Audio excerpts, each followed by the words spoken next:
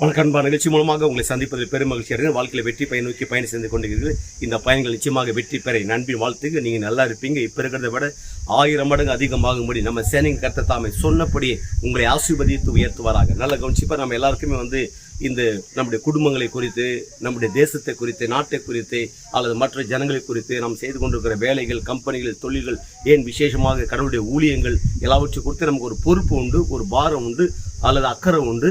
அதை ரொம்ப அற்புதமாக நடத்தணும், அற்புதமாக இருக்கணும், அற்புதமாக அந்த ஜனங்கள் இந்த உலகத்தில் நல்லா வாழ் நினைக்கிற ரைட், ஓகே, எல்லாம் உண்டு, நல்லது, ரொம்ப ரொம்ப நல்லது. அப்படிதான் மனுஷன் இயங்கணும், ரைட். ஆனால் இதெல்லாருக்கும் முன்பாக ஒரு பேசிக்கான ஒரு பாரம், பொறுப்பு, ஒரு அக்கறை இருக்கணும். அது எங்கே என்றால் நம்மை குறித்து உண்டான அக்கறை இருக்கணும்.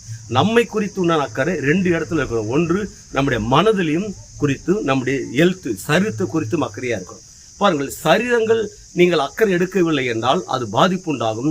மனதை குறித்து நீங்கள் அக்கறை எடுக்கவில்லை என்றால் அது மிகப்பெரிய டிஸ்டர்பன்ஸும் கவலைகளும் போராட்டங்களையும் வெடித்துவிடும். அப்போ நீங்கள் நானும் இந்த உலகத்தில் நம்மை சுற்றி இருக்கிற எல்லா காரியங்களுமே பாதிக்கப்பட்டிருக்கிற காரியங்கள். அற்புதமாக இந்த உலக, நாடு, தேசம் எல்லாம் நல்லா இருக்கணும். முதல்ல நம்ம நல்லா இருக்கணும். அதில் எதில் நல்லா இருக்கணும்? உங்களுடைய ஹெல்த்து, உங்களுடைய சரீரத்தில் எந்த வியாதியும் இல்லாமல் இருக்கணும். 2வதாக பார்க்கும்போது உங்களுடைய மனதில் நீங்கள் ஆரோக்கியமாக இருக்கணும். மனதில் எந்த விதமான கவலைகள், டிஸ்டர்பன்ஸ் இல்லாமல் இப்படி நல்ல புரட்சிகரமான நம்பிக்கையோடு இருக்கணும். இதுக்கு என்ன செய்யணும்னா 2 காரியம்.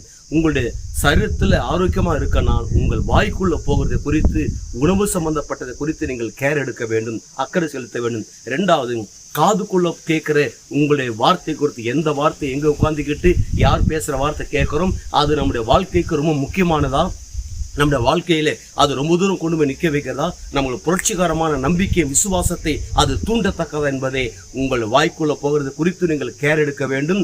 உங்கள் காதுக்குள்ள போகிறது குறித்து நீங்கள் கேர் எடுக்க வேண்டும். இதை மட்டும் அறிஞ்சிட்டீங்கன்னா வாழ்க்கையில் என்னங்க, நீங்கள் நல்லா இருப்பீங்க, உங்களை சுற்றி இருக்கிறவங்க எல்லாரும் நல்லா இருப்பாங்க. அப்படி நல்லா இருக்கும். என்ன நடக்குது? ஒட்டுமொத்த உலக நாடுகளுக்கு நாம் ஆண்ட இயேசு கிறிஸ்து உங்களை கடன் கொடுக்கும்படியாக வைக்கிறார். நீங்கள் வற்றாத நீரூற்றை போல் இருப்பாய் என்று சொல்லி உங்களிருந்து விடைபெறுகிறேன். உங்கள் நண்பன் ரவி, பெரியபாளையம்.